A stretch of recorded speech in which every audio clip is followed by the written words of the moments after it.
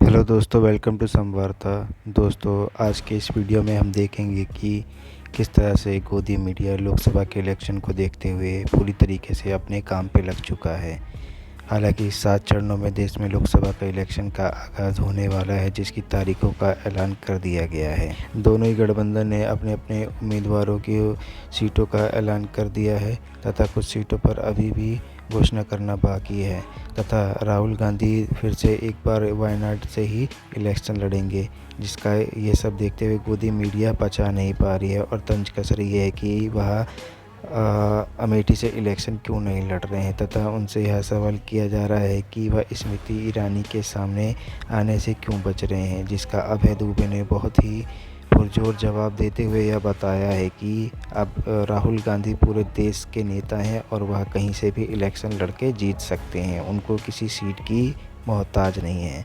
और उन्होंने गौरव भाटिया को बहुत ही तरीके से अच्छे जवाब दिए हैं। आप इस वीडियो को पूरा देखिए और अगर आपको चैनल अच्छा लगे तो इस चैनल को सब्सक्राइब करना ना भूलें। तो चलिए शुरू करते हैं। चलो भाई, देखो अब मैं क्या करता हूँ। वायनाड को लेकर इस बार 3 प्रश्न उठ रहे हैं। सबसे पहला, इसी संडे को रामलीला मैदान, जहां पर डी राजा खुद मंच पर आपके साथ मौजूद थे, सीपीआई के जनरल सेक्रेटरी, उनकी पत्नी आने राजा राहुल गांधी के खिलाफ चुनावी मैदान में वायनाड में उतरी हुई हैं।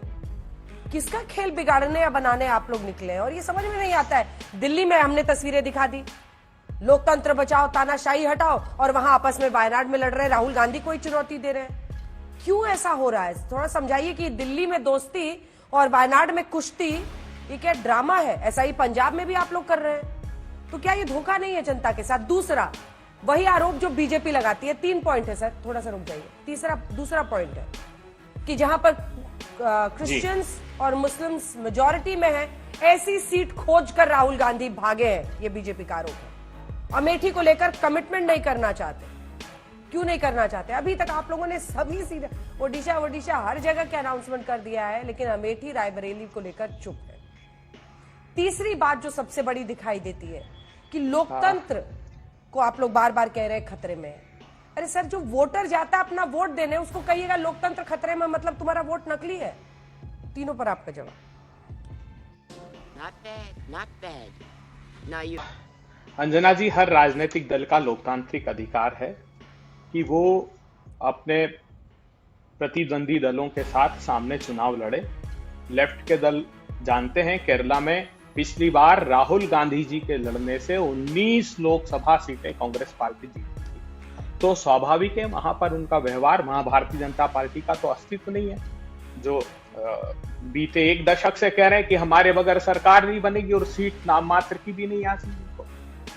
बात में गंभीर आरोप लगाना चाहता हूं देश के गृह मंत्री जी, ये भारतवर्ष के साथ छद्म खेल खेलना बंद कर दीजिए। क्यों कि आग लगाना चाहती भारतीय जनता पार्टी में, उसके प्रमाण देता हूं। कितनी शर्मनाक बात है कि जिसको आपने आतंकी संगठन घोषित किया, ये प्रचारित किया कि देश के हमारे प्रधानमंत्री जी की जो संगठन हत्या करना चाहता है, गृह मंत्री जी उसके राजनीतिक दल पर, उसकी राजनीतिक जो संबद्धता जिस दल की है, पीएफआई के एसडीपीआई, उस पर प्रतिबंध क्यों नहीं लगाया आपने? गजब बेइज्जती है। देश को किस आतंकवाद की आग में आप झोंकना चाहते हैं, बताइए। दावत इस्लामी नाम का भी एक संगठन था, जिसकी 1000 दान पात्र निकले थे अहमदाबाद में। जब कन्हैया लाल जी की हत्या, जो तथाकथित आपका कार्यकर्ता था रियाज अटारी, उसकी जब हत्या हुई और ये तलाश की गई तो पता लगा कि 1000 दान पात्र हैं। अहमदाबाद एनआईए नहीं भेजी, क्यों? क्योंकि वहां आपकी बदनामी हो जाती। किस आतंकवाद की आग में झोंकना चाहते हैं जब सैफुल्लाह फारूक जैसे दुर्दांत आतंकवादी को आपके विशेष प्रश्रय से टिकट दिया जाता है जम्मू कश्मीर में? जब तालिब हुसैन आपके मंच पर आतंकवादी खड़ा रहता है गृह मंत्री, जब तारिक अहमद मीर नाम के आतंकवादी को आप टिकट देते हैं, तब देश के साथ क्या खेल खेलना चाहते हैं? ये दुष्प्रचार करते हैं। मैं चुनौती देता हूं वायनाड में 50% आबादी हिंदुओं की, और मैं नहीं मानता हिंदू, मुस्लिम, सिख, ईसाई सभी लोगों को जब हमने वोट का अधिकार दिया है तो वो भारतवर्ष के नागरिक हैं। शाबाश। द्वेष की भावना रखते हैं, इसीलिए तो राहुल गांधी ने कहा था भारतीय जनता पार्टी के लिए कि दक्षिण के दरवाजे से भारतीय जनता पार्टी को बाहर ही इसलिए किया गया कि वो उन्माद की राजनीति करती, वो सांप्रदायिक ध्रुवीकरण की राजनीति करती। ये इसलिए नकाब डालना चाहते हैं। तो आप कह रहे हैं कि उत्तर भारत में सांप्रदायिकता चलता है। आपने गोद लिए, तेरा तो गेम बजाना पड़ेगा। एक बार अंजना जी, आप ये कह रहे हैं कि उत्तर भारत के लोगों में विवेक नहीं है, यहाँ सांप्रदायिकता चलती है, इसीलिए दक्षिण से अलग हुए क्योंकि सांप्रदायिकता वहां नहीं चलती। उत्तर भारत में भारतीय जनता पार्टी नहीं, भारतीय जनता पार्टी, अंजना जी मेरे मुंह में मत बात डालिए, मैंने क्या कहा है वो एक बार फिर से रिकॉर्ड सुनिएगा। भारतीय जनता पार्टी में विवेक नहीं है, भारतीय जनता पार्टी यहाँ के नागरिक नहीं करते।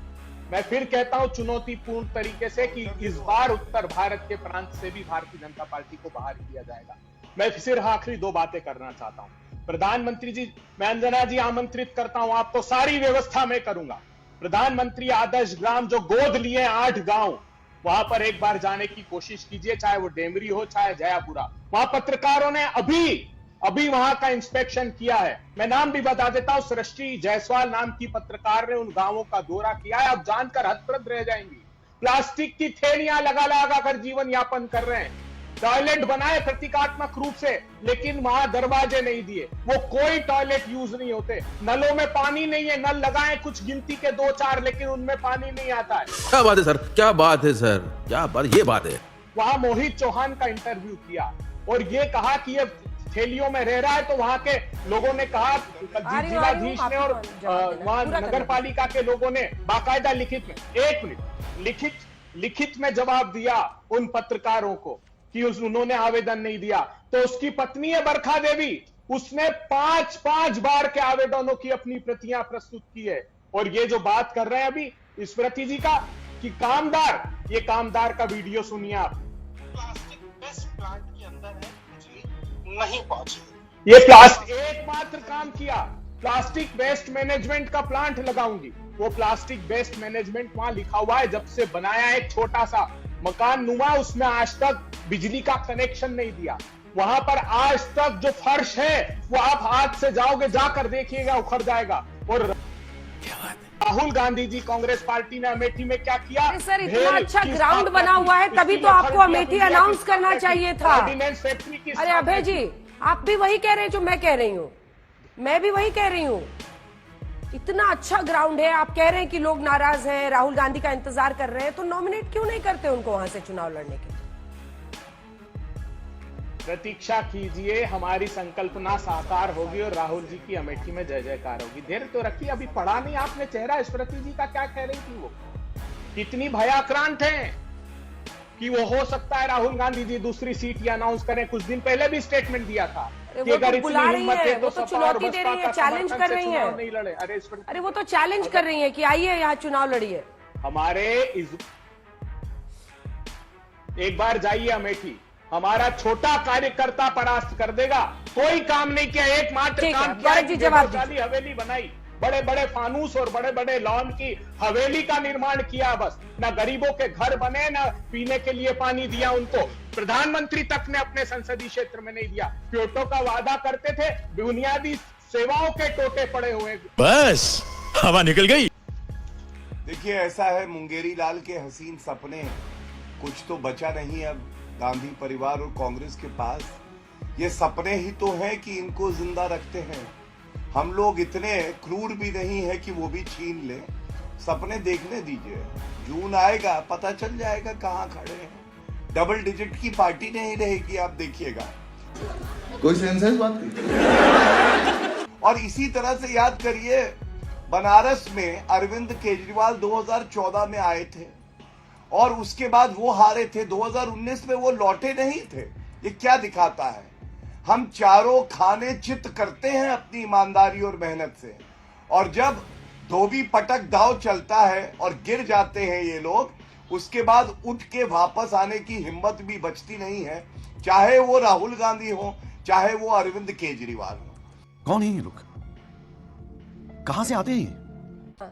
एक तो वो कह रहे हैं कि जो कि सच है, अगर एसडीपीआई पॉलिटिकल पार्टी है तो उसको सरकार नहीं, इलेक्शन कमीशन की तरफ से उन पर बैन लगेगा। दूसरा पहलू, आप लोग क्यों नहीं कहते 80,000 वोट के लिए? सर, पूरे इलेक्शंस में पिछली बार उनको 70-80,000 वोट मिले थे। अंजना जी, आपको सामने आकर कहना चाहिए हमें समर्थन नहीं चाहिए। चंद वोटों के लिए। तो रुको जरा, सबर करो, बोला धक्का बुक्की नहीं करने का, आराम से लेने का। हाँ, दो बड़ी बातें मैं कहना चाहता हूं आपके सामने। एनआईए ने prevention of unlawful activity act, जो कि अधीन होता है देश के गृह मंत्री के, मैं बहुत जिम्मेदारी से ये बात कहता हूं, अगर कोई संस्था आतंकवादी है, उसका राजनीतिक संगठन है, तो इससे ज्यादा गैर जिम्मेदाराना और बेशर्मी भरी बात हो सकती है कि देश की सरकार ये कहे कि इलेक्शन कमीशन ऑफ इंडिया प्रतिबंध लगाएगा। अरे अगर आतंकी संगठन है तो आपको आपकी prevention of unlawful activity act, जिसमें आपने पीएफआई पर प्रतिबंध लगाया, इस पर प्रतिबंध लगाना चाहिए। चुनाव आयोग का कोई सरोकार नहीं। आज कहे देश के गृह मंत्री कि हम एसडीपीआई पर प्रतिबंध, क्षमा मांगे एक तो कि पीएफआई पर लगाया, एसडीपीआई पर इसलिए नहीं लगाया कि सत्ता की भूख मिटाना चाहते हम,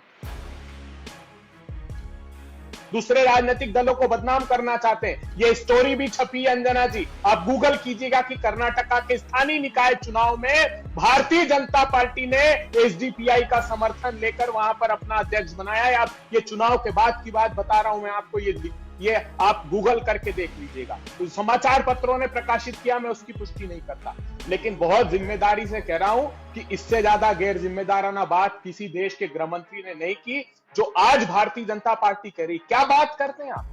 क्या आतंकी संगठन पर चुनाव आयोग प्रतिबंध लगाएगा? अरे कोई पाकिस्तान की संस्था अगर अपने आप को रजिस्ट्रेशन करा लेगी, कोई स्लीपर सेल का आदमी, और देश के गृह मंत्री को पता लग गया कि वो आतंकी संस्था है, और यह पता लग जाए कि वो प्रधानमंत्री की हत्या करना चाहती, इसका आशय क्या है? इसका आशय साफ है कि आप इस देश के साथ द्रोह कर रहे हैं, इस देश की प्रजातंत्री व्यवस्था के साथ द्रोह कर रहे हैं। हमने तो साफ कहा, तब भी कहा था अंजना जी आपके चैनल पर मैंने ये बात उठाई थी कि एसडीपीआई पर प्रतिबंध क्यों नहीं लगा रहे। आगे स्वाद। पंडित अभय दुबे का प्रधानमंत्री के नाम खुला संदेश है आज तक के माध्यम से। प्रधानमंत्री जी, आपके वादों पर बात क्यों नहीं करते? 2 करोड़ रोजगार दूंगा, 12 करोड़ रोजगार छीन लिए। अच्छे दिन लाऊंगा, महंगे दिन परोस दिए। 400 रुपए का गैस का सिलेंडर 1000 के पार कर दिया।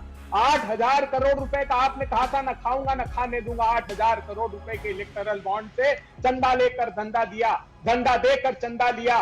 ईडी सीबीआई के छापे मारे और चंदा लिया। प्रधानमंत्री जी खुलकर देश को क्यों नहीं बोलते? प्रधानमंत्री जी आप बोलिए, बेटी बचाओ बेटी पढ़ाओ के नाम पर इस देश की बेटियों को सड़कों पर तिल तिल कर तड़पा तड़पा कर क्यों मारा? गोल्ड मेडलिस्ट बेटियों को जवाब दीजिए। पंडित अभय दुबे प्रश्न कर रहा है आज तक के माध्यम से। प्रधानमंत्री जी पंडितवाद क्यों कर रहे हैं दुबे जी? चीन भारत अभी मजा आएगा ना भिड़ो। की सीमा के अंदर बैठा हुआ है। सर पंडित बोलने की क्या आपने जरूरत? मौलाना का जिक्र किया इसलिए कहना पड़ा। मौलाना का जिक्र से कास्ट लाने की क्या जरूरत है? करना होगा। कास्ट लाने की क्या जरूरत है? वो मौलाना नहीं है, वो मुस्लिम पर्सनल लॉ बोर्ड के प्रवक्ता हैं सर। आप पंडित भी जाति को प्रतिबिंबित नहीं करती। ब्राह्मण, ये बता दूं, हमारे सनातन धर्म में कोई जाति नहीं है। जो वेदों का विधि विधान बताते थे, वेदिका के पास बैठकर उनको ब्राह्मण संबोधित किया गया है, कोई जाति नहीं है, ये भी पदवी है। तो खत्म, bye bye, tata, goodbye, गया।